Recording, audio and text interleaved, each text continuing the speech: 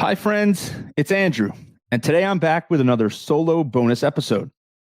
Over the next few minutes, I'll share 3 actionable tips on a topic I am super passionate about: how to succeed without traditional training or experience. This is a challenge I've experienced numerous times in my career, and a topic that regularly comes up in the conversations I have on the podcast with world-class performers in sports, entertainment, business, and more. Most importantly, I've heard from many of you that this is a topic you're interested in as well. So first, I want to ask you 2 questions. Number 1, have you ever not applied for a job or taken an opportunity because you worried you didn't have the necessary formal training or experience? And question number 2, are you in a role right now where your experience or training is a bit non-traditional and different from most of your peers? If you answered yes to either or both of these questions, you are not alone. I have felt this way many times throughout my life and career, and so many of the world's top performers I've interviewed on the podcast have felt the same way too. So the next question then is, what can we do about it? The answer is that we need to turn these real or perceived differences into strengths and opportunities. And over the next few minutes, I'll share 3 tips you can put into action today to maximize your success when you find yourself in a situation where on the surface, your training might be considered non-traditional or atypical and different from your peers. Before we get into the 3 ideas, I want to acknowledge that there are professions and roles where formal training and certifications are required to perform a task. For example, medical doctors, lawyers, and many more. But even if you are in a role like that and have the minimum requirements and boxes checked, you still might find yourself in a situation where your training or experience is significantly different relative to your peers. So now let's get into the 3 tips. Tip 1, research is the great equalizer. A great example of this is an idea that came up on my podcast conversation back in November 2023 with CNBC's Julia Boorstin. In 2000, Julia landed a job as a reporter at Fortune magazine to cover the business community without a single economics or accounting class on her college transcript. And instead of seeing her lack of formal training in economics and accounting as a disadvantage, she turned the knowledge gap into a massive opportunity. She reframed her vantage point as an opportunity to see things from a different perspective. And most importantly, because she recognized her formal business education as more limited in scope than her peers, it compelled her to do an extraordinary amount of on-the-job research. Julia's voracious research and reading closed whatever gap there might have been, and in many ways armed her with confidence and even more relevant knowledge than peers who weren't putting in the same effort as she was. Over the years, Julia has become one of the most powerful voices in business media. She's been an on-air reporter for CNBC since 2006 and has interviewed many of the world's most influential executives and entrepreneurs. Her journey is a shining example of what's possible when we are willing to immerse ourselves in the work and research to overcome any real or perceived knowledge or experience gaps that may exist. Now on to tip number 2. Ask industry experts and others with more experience what they read and consume on a regular basis. So this is related to the first tip of immersing yourself in research and reading, but we'll take it a step further here.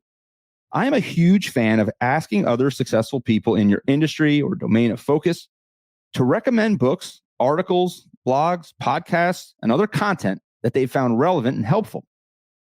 And once you get those recommendations, you go on a hunt to find that content and read it yourself.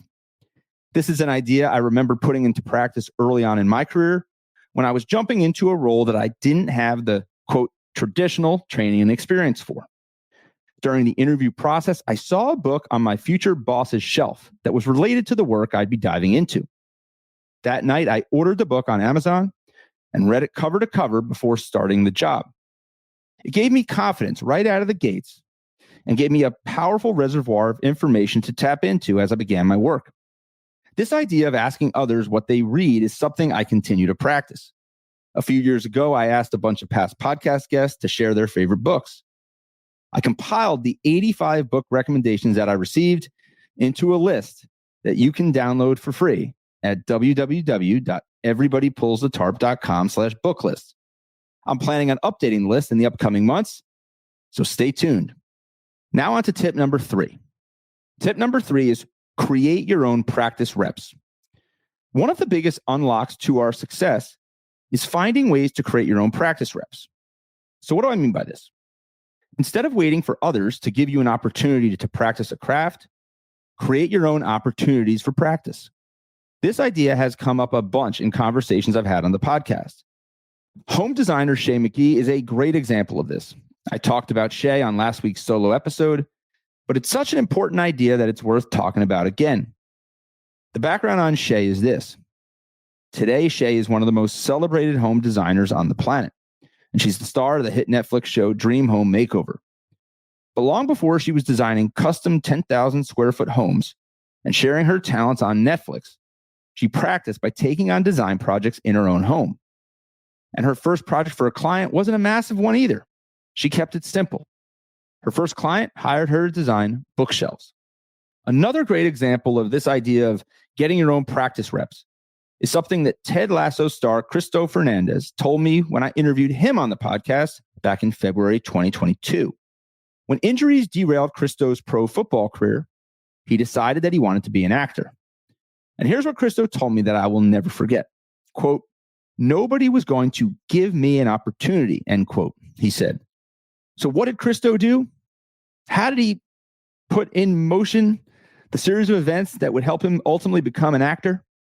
He wrote his own script, he filmed it on his phone, and he asked friends to be his co-stars.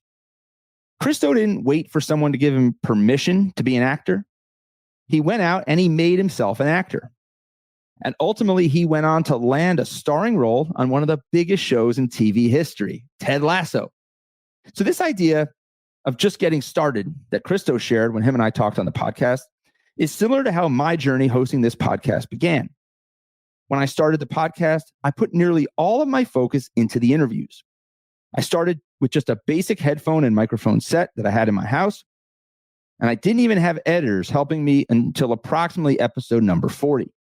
Like Shay with practicing home design in her own home, and Cristo filming his first movies on his phone. My number one goal when starting this podcast over 4 years ago was to just get started. And in many ways, just like Cristo and Shay, I created my own practice reps. So now to recap, 3 actionable tips you can use to succeed even when you don't have the typical training or experience as others in an industry. Number 1, research is the great equalizer.